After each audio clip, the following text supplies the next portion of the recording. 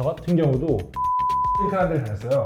네, 거기 같은 경우는 뭐 뒤에서 배그를 하든 롤을 하든 신경을 안 쓰더라고요. 그래서 저도 같이 배그하고 롤하고 근데 이런 데 가지 마시고 의미가 없어요. 한 1000만 원 날렸을 거예요. 가지 마시고. 네, 안녕하세요, 미스터 디벨로입니다. 요즘은 지하철만 타도 코딩, 개발 관련 광고가 진짜 많이 보이는 것 같아요. 그만큼 개발자라는 직업이 사람들에게 이제 많이 익숙해진 것 같은데요. 그러다 문득 비전공자인 분들 중에서도 개발자가 되고 싶어하는 분들이 많지 않을까 하는 마음에서 이번 영상을 제작하게 되었습니다. 여러분들도 대부분 비전공자시니까 이 영상을 시청하고 계시겠죠?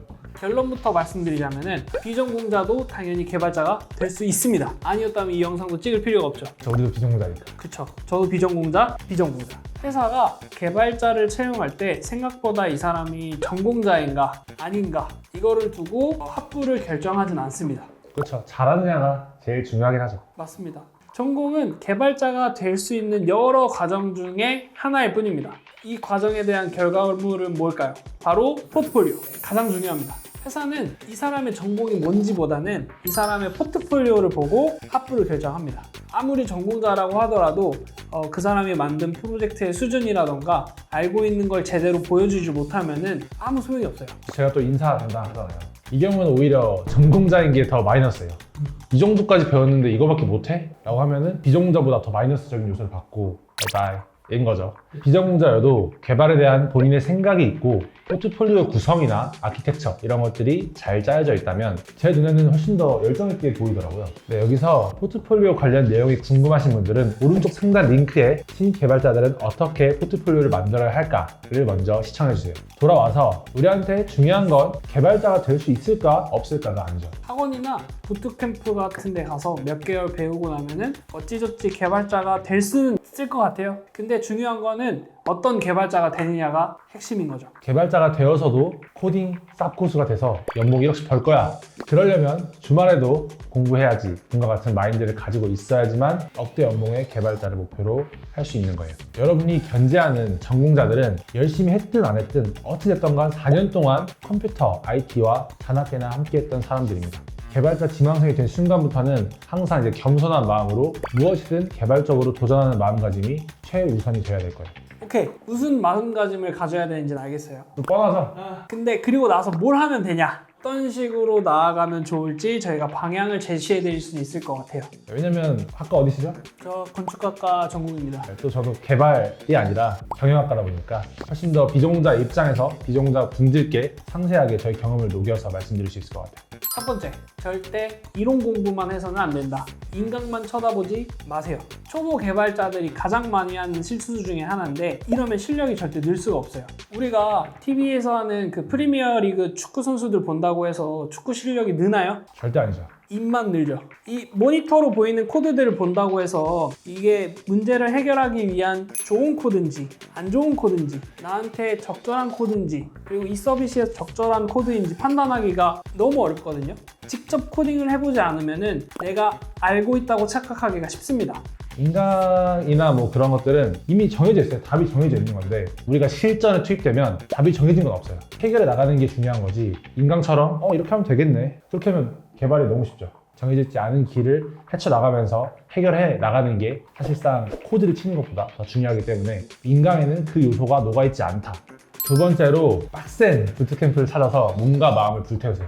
혼자 공부하는 도중에는 내가 어떤 부분이 약한지 잘하고 있는지 판단이 안 돼요. 맞아요. 비슷한 경력의 개발자나 개발 지망생들의 실력과 실력을 객관적으로 비교하기 위해서는 진짜 힘든 곳, 우리 또 힘든데 너무 힘들었죠. 그렇죠. 쉽지 않았죠. 저는 하면서 한번 울기도 했었고 너무 힘들어가지고 힘든데 들어가서 노력하셔야 됩니다. 만약에 알아본 부트캠프가 약하다? 끊어버리고 좀 더 어려운데 힘든 데를 찾는다던가 아니면 주세 그냥 다녀버리세요. 저 같은 경우도 하는 데를 다녔어요.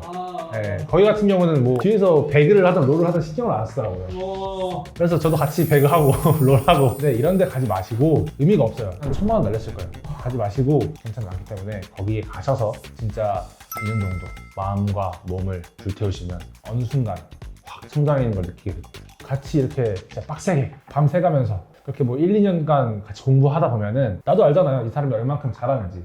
그렇기 때문에 지금 저희 회사 미스터 디벨로 같은 경우도 저희 대표님께서 저랑 신하님 같이 해보자 라고 해서 같이 일하고 있는 거거든요. 좋은 개발자들에 대한 네트워크가 살짝 생긴다고 볼 수 있을 것 같아요.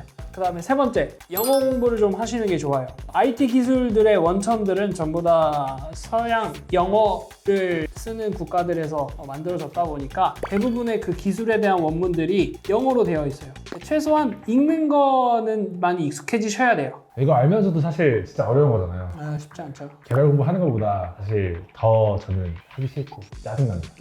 점점 딥한 기술을 필요로 한다면은 이게 더 영어 자료밖에 없어요. 뭐 논문에만 있는 경우에도 있거든요. 영어로 된. 그렇다 보니 영어를 잘하면 잘할수록 개발자의 실력이 늘 수밖에 없는 것 같아요. 팝하고는 어떻게 안 되나요? 한계가 있죠. 팝하고가 번역해 주는 거랑 실제로 영어 공부를 해서 내가 이 원문을 읽으면서 이 흐름들을 아는 거랑 좀 달라요. 왜냐하면 개발 용어들이 섞여 있으면 팝하고가 인지를 못해요. 하다못해 챗GPT도 한국어로 질문하는 거랑 영어로 질문하는 거랑 퀄리티 차이가 많이 난다고들 하잖아요. 저도 뭐 체감을 하고 있다 보니까 영어로 최대한 질문을 많이 하려고 하고, 그 차이가 나면 무슨 일이 생기냐, 그 차이가 나는 거를 어떻게든 찾으려고 또 다른 거 검색해보고 또 다른 거 검색해보고 이러다가 시간이 가고 그러다가 야근으로 이어지는 거예요.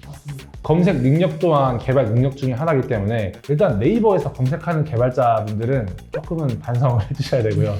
개발은 보통 구글에 물어보셔야 되고, 물어보실 때도 무조건 영어로 물어보시는 게 전 세계 수많은 개발자들과 소통 가능하기 때문에 영어 좋게 없이 그런 것들을 개발하려고 한다? 그러면은 당신은 땔감 개발자입니다. 저도 개인적인 경험으로 언젠가 안드로이드 쪽에서 OS 업데이트에 대한 중요한 내용이 공식 문서에 업데이트가 됐거든요. 근데 영어만 업데이트가 됐어. 그렇죠. 되게 핵심적인 건데. 그래서 한국어로는 업데이트가 안 되는 거예요. 그때 제가 만약에 영어로 바꿔서 보지 않았으면 그 중요한 정보를 제가 놓쳤을 거예요. 러시아 형들도 영어로 질문하고 답변하고, 인도 형들도 영어로 질문하고 답변한단 말이죠. 중국도 영어로 하고, 한국어는 5천만 국민들 중에서도 한 100만 될까요? 100만 개발자들이랑만 소통하는 거고, 이제 영어는 훨씬 더 풀이 넓기 때문에 영어 반드시 하셔야 됩니다. 영어 공부하세요. 네 번째로 사이드 프로젝트를 혼자서 여러 개 반드시 해보세요. 어떤 것이든 좋습니다. 뭐 당근마켓을 클론 코딩 하든 유튜브를 클론 코딩 하든 무엇이든 이제 직접 두드려 보고 만들어 보세요. 그 기능이 설사 조금 미흡하더라도 사이드 프로젝트를 해보는 사람은 실전에서의 적응력이나 프로젝트를 수행하는 속도 자체가 좀 차원이 달라요. 저희도 부트캠프에서 진짜 많이 해봤죠. 그렇죠. 많이 해봤죠. 욕도 많이 먹고 왜 이렇게 만들었냐. 그렇게 하다 보니까 피지컬 자체가 많이 올라가서 하고 있는 프로젝트가 한 3개, 4개 정도 되거든요. 사이드 프로젝트를 하지 않았더라면 그런 피지컬들이 생기지 않았을 거라고 생각이 돼서 저희가 말씀드리는 겁니다. 다섯 번째로, 나는 자바 개발자만 할 거야, 나는 백엔드만 할 거야, 이렇게 하나에 특화돼서만 생각하지 마시고요. 풀스택을 항상 지향해야 됩니다. 연기, 노래, 춤을 모두 잘해야지만 아이돌 중에서도 탑급 아이돌이 되는 것처럼 개발자도 똑같아요. 풀스택을 지향해서 프론트 됐다가 백엔드 됐다가 이런 식으로 해봐야지만 이제 나중에 CTO가 됐을 때 모두의 입장을 이해하면서 프로젝트를 완벽하게 리딩할 수가 있습니다. 그래서 어떤 사람들을 보면은 특정 언어나 특정 프레임워크만을 개발에 사용하고 공부하려고 해요. 개발에는 정답은 없다고 생각을 하거든요. 이럴 때는 이런 언어가 좋을 때도 있고, 이럴 때는 이런 프레임워크가 좋을 때도 있다 보니까 여러 가지를 다 할 수 있는 능력이 더 중요하다고 생각을 합니다. 네, 오늘은 비전공자도 개발자가 될 수 있는가에 대해서 말씀드렸는데요. 사실 저희도 이미 됐으니까요. 충분히 할 수 있고, 간단하다고 소개했지만 막상 해보니 해야 할 일이 정말 많으실 거예요. 냉철하게 좀 말씀을 드리면 비전공자인 만큼 시간을 손해보고 시작하는 거라고 생각하셔야 됩니다. 개발자는 계속해서 공부하고 발전해야 되는 직업이에요. 전공자들이 천천히 4년 동안 걸어가고 있었으면 우리는 뛰어야 되는 게 당연한 거예요. 근데 이제 그걸 견딜 만큼, 이겨낼 만큼 개발에 진심이시라면 비전공자라는 타이틀은 더 이상 상관이 없게 됩니다. 그리고 너무 겁먹을 필요도 없어요. 전공자들도 학교 다니면서 방학 때 놀 거 다 놀았고 막 계속 코딩만 하지 않았어요. 이대로 다 했는데, 죽을 듯이 했는데 안 된다. 그러면 저희 미스터 디도를 찾아오세요. 제가 만들어 드리겠습니다. 오늘 영상이 도움이 되셨다면 좋아요와 구독 눌러주시면 감사하겠습니다. 개발이나 AI 관련해서도 궁금하신 사항이 있으시면 댓글에 남겨주세요. 저희가 자세하게 답변 달아드리겠습니다. 감사합니다.